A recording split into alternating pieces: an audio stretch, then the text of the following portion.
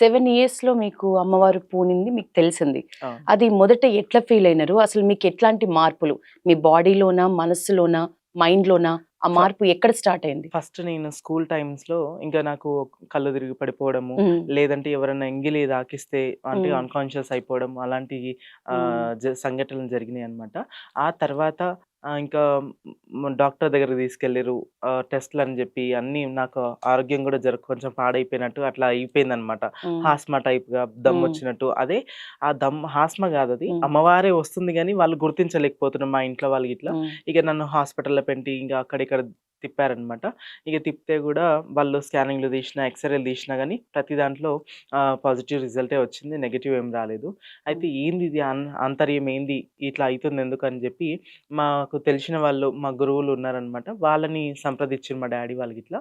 అయితే ఏం లేదు. ఆహ్, అమ్మ మీద ఆహ్, అమ్మవారు ఉన్నది. ఏం లేదు.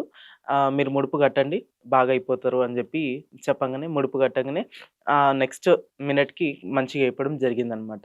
ఇగ హ్మ్. అలా ఇగ అమ్మవారిని పటాలు మేము యాదవ్స్. హ్మ్. మేము మాకు మా మా ఇలవేల్పు ఏందంటే కొమరవెల్లి మల్లికార్జున స్వామి, ఐలోని మల్లన్న మేము పట్నాలు హ్మ్. సదరపట్నం, అగ్నిగుండాలు అవన్నీ చేస్తుంటామనమాట. అదే విధంగా మేము ఇంగ పట్నాలేపిచ్చి, ఇంగ అమ్మవారి కళ్యాణం, స్వామి కళ్యాణం జేసుకొని, ఇంకా నన్ను ఇంకా ఒక్కొక్క వారం నాడు ఇంగ అమ్మవారు పలుకుకుంటా ఇంగ ఏందనేది చెప్పుకుంటూ ఇంగ అలా పండగ జేశారు. ఇప్పటికైతే అంతా సంతోషం.